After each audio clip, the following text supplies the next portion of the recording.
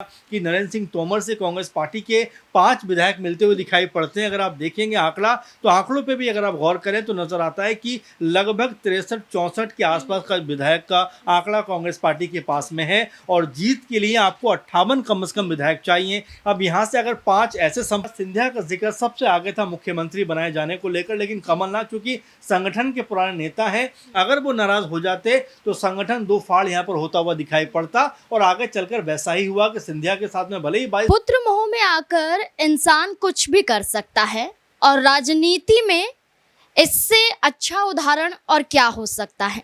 बिहार से लेकर उत्तर प्रदेश और उत्तर प्रदेश से लेकर मध्य प्रदेश में हमने कई ऐसी राजनीतिक पार्टियां देखी और कई ऐसी राजनीतिक पार्टियों में ऐसा उदाहरण देखा जहां पुत्र को ही आगे किया जाता है। अब ऐसे में मध्य प्रदेश में राज्यसभा का चुनाव 18 जून को होने वाला है और उससे पहले नाम तय होने हैं, नामांकन करना है और इस सिलसिले में कांग्रेस के अंदर बड़ा घमासान देखने को मिल रहा है, जहां कांग्रेस पार्टी के जरिए कई नाम आगे किए जा रहे हैं, जिस नाम में जीतू पटवारी से लेकर कमलनाथ तक है। लेकिन कमलनाथ अपने आप को आगे नहीं कर रहे हैं, बल्कि अपने पुत्र नकुल नाथ को राज्यसभा भेजना चाहते हैं। लेकिन ऐसा लग रहा है कि कांग्रेस इसके लिए तैयार नहीं है।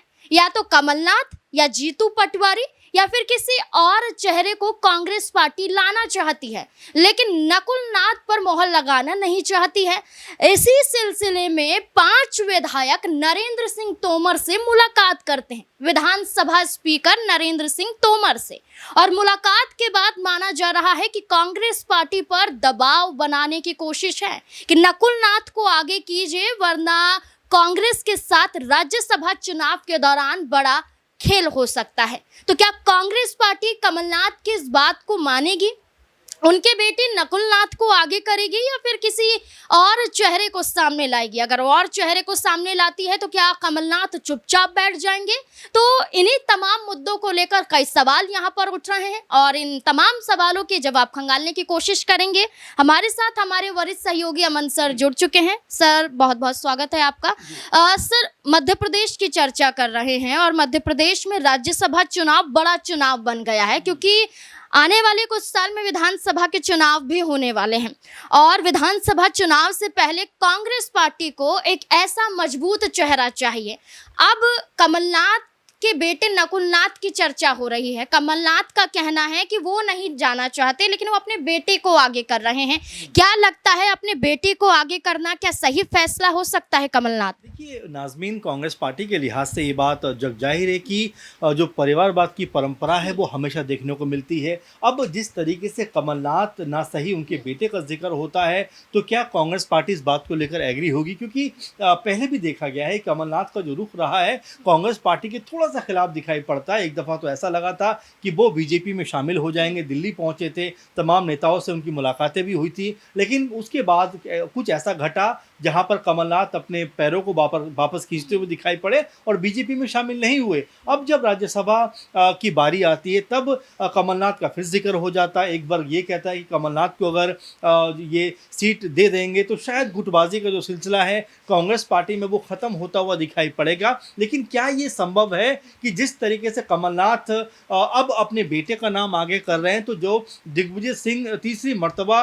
राज्यसभा में नहीं जाना चाहते हैं, तो क्या वो भी अपने परिवार से किसी को आगे कर सकते थे? अगर यही बात थी तो बेहतर होता कि परिवार में से कोई शख्स आगे निकल के जाता।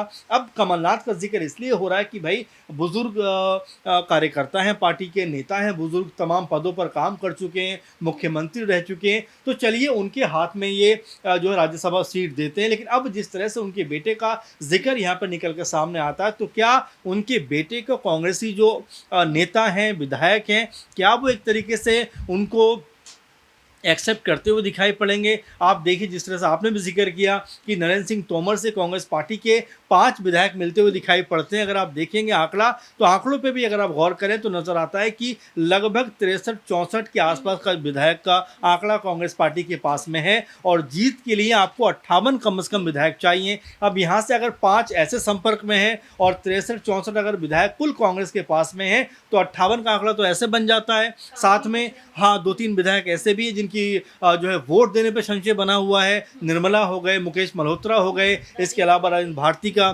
कुछ दिनों पहले उनकी विधायकी खत्म हुई है। तो ये तमाम ऐसे मसले हैं जो कांग्रेस पार्टी के लिए मुश्किलों का सबब बनते हुए दिखाई पड़ते हैं। और अगर जी देखिए नकुल नाथ की बात करें और जीतू पटवारी की बात करें तो सबसे ज्यादा मजबूत तो जीतू पटवारी नजर आते हैं। और अगर इन दोनों में तुलना की जाए और कांग्रेस आलाकमान पर फैसला छोड़ा जाए, क्योंकि जहां हम इन 3 नामों की चर्चा कर रहे हैं, इसके अलावा मीनाक्षी नटराजन है, उनका नाम भी चर्चाओं में, अरुण यादव का नाम, कमलेश्वर पटेल, सज्जन सिंह वर्मा, शोभा ओझा, ये तमाम नाम इस लिस्ट में हैं। लेकिन जो ज्यादा चर्चा हो रही है ये 2-3 नामों पर हो रही है। जीतू पटवारी को लेकर क्या कहना है? जीतू पटवारी को लेकर आप देखेंगे नाज़मीन, हाल ही में जो मोहन यादव मुख्यमंत्री हैं मध्य प्रदेश के, किस तरह के शब्दों का इस्तेमाल करते हुए दिखाई पड़ते हैं, किस तरह की बातों को रखते हुए नजर आते हैं। उनको टपोरी जैसे शब्दों पे को जो कहते हुए दिखाई देते हैं। इसके अलावा 2 कौड़ी का प्रदेश अध्यक्ष कहते हुए नजर आते हैं। आपने देखा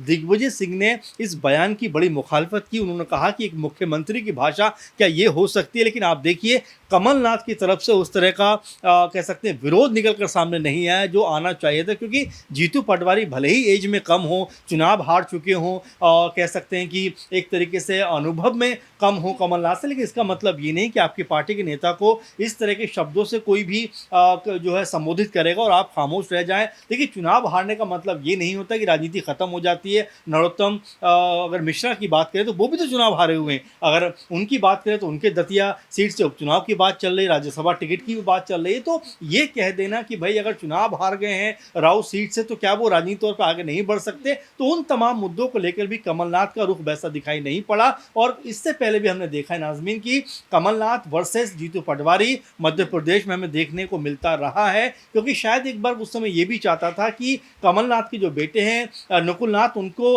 प्रदेश का अध्यक्ष बनाया जाए। इस बात को लेकर भी चर्चा थी। लेकिन जिस तरह से जीतू पटवारी को अध्यक्ष बनाया गया और जिस तरह से उन्होंने कांग्रेस पार्टी को दोबारा मजबूत करने का प्रयास किया है, उसको देखकर वाकई में कांग्रेस की जो आला कमान है वो उनसे खुश है। और जो आप बात कह रहे हैं कि उनका नाम आखिर क्यों टिकट के लिए नहीं है, तो देखिए चर्चाओं में तो वो भी हैं। अब क्या कांग्रेस पार्टी उनको राज्यसभा लेकर आएगी या प्रदेश की स्थिति मजबूत करने का जो है प्लान उनका बनता हुआ दिखाई पड़ेगा। क्योंकि कमलनाथ के बारे में एक बात कही जा सकती है नाज़मीन कि 2018 में जब कांग्रेस पार्टी चुनाव जीती थी उस समय भी आप ये देखिए कि ज्योतिराज सिंधिया का जिक्र सबसे आगे था मुख्यमंत्री बनाए जाने को लेकर। लेकिन कमलनाथ चूंकि संगठन के पुराने नेता हैं, अगर वो नाराज हो जाते तो संगठन 2 फाड़ यहाँ पर होता हुआ दिखाई पड़ता।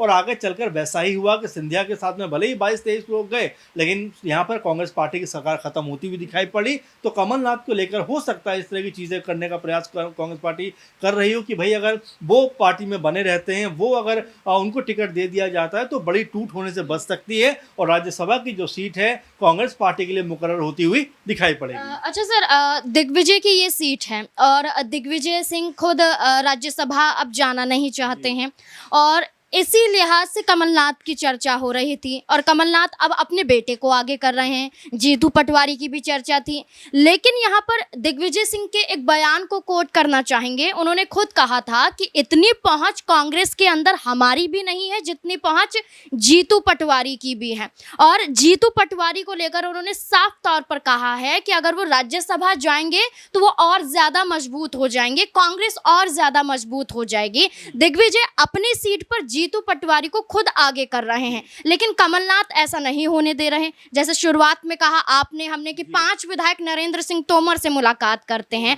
अगर जीतू पटवारी के नाम पर मोहर लग जाती है तो क्या कमलनाथ ऐसा कदम उठा सकते हैं, क्योंकि आने वाले समय में चुनाव भी। देखिए कमलनाथ नहीं, कांग्रेस पार्टी का अगर आप देखेंगे हालिया का पूरा माहौल तो नजर आता है। कांग्रेस पार्टी के जो विधायक है वो यहाँ से वहाँ जाते हुए नजर आते हैं, यहाँ से वहाँ उनका जो वोट है वो जो है पड़ता हुआ दिखाई पड़ता। आप देखेंगे कि राजस्थान के जो हरियाणा के चुनाव में हमने देखा, बिहार के चुनाव में हमने देखा, उड़ीसा के चुनाव में हमने देखा, जहाँ पर कांग्रेस पार्टी के जो विधायक हैं वो दूसरे लोगों को वोट करते हुए दिखाई पड़े हैं। अगर यहाँ पर जीतू पटवारी का नाम सामने आता है या फाइनल होता है तो बड़ी संभावना है कि यहाँ क्रॉस वोटिंग हो सकती है। और इसी बात को लेकर कांग्रेसी जो आला कमान है वो बड़ा सचेत भी है कि अगर जो कमलनाथ को ये सीट दे दी जाए तो कम से कम क्रॉस वोटिंग होने से तो बच सकती है। तो इस नाते या इस लिहाज से आप ये देख सकते हैं कि जो कमलनाथ है या उनके बेटे का नाम है वो फाइनल हो सकता है, लेकिन अभी भी संभावनाओं का जो दौर है वो चलता हुआ दिखाई पड़ता है। कई नाम आपने भी लिए,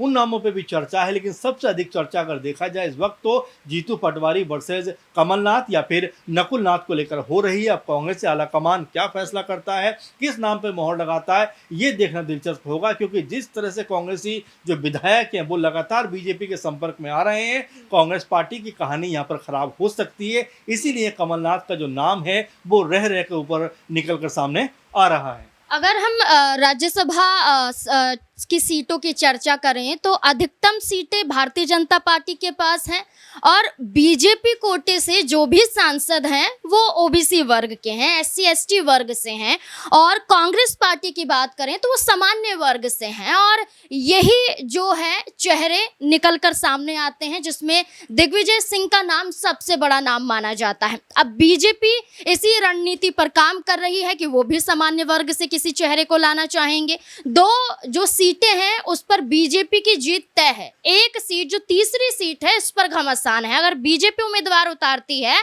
तो कांग्रेस पार्टी को कोई मजबूत चेहरा उतारना ही पड़ेगा। अब इस पूरे मुद्दे को लेकर आपको क्या लगता है कि कांग्रेस पार्टी को किस चेहरे पर फैसला करना चाहिए? कमलनाथ, नकुलनाथ, जीतू पटवारी या किसी अन्य चेहरे को कांग्रेस पार्टी को लाना चाहिए? क्या है आपकी राय इस पूरे मुद्दे को लेकर? अपनी राय कमेंट सेक्शन में जरूर दें। धन्यवाद।